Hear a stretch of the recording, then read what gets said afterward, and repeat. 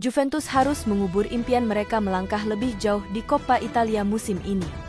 Juventus tersingkir di babak perempat final usai kalah dari Empoli lewat drama adu penalti dengan skor 2-4. Laga yang berlangsung di Allianz Stadium, Kamis 27 Februari dini hari WIB, berakhir imbang 1-1 dalam waktu normal sebelum akhirnya ditentukan dari titik putih. Dengan kemenangan ini, Empoli melaju ke semifinal Coppa Italia dan akan menghadapi Bologna, yang sebelumnya menyingkirkan Atalanta dengan skor tipis 1-0. Di babak pertama, Juventus dikejutkan oleh gol cepat Empoli pada menit ke-24 saat bermain di kandang sendiri.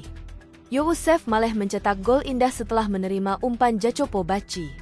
Gelandang berdarah Maroko itu berhasil mengecoh Hepren Thuram sebelum melepaskan tembakan jarak jauh ke sudut kiri gawang yang tak mampu menjangkau Mattia Perin. Empoli nyaris menambah keunggulan di menit ke-40.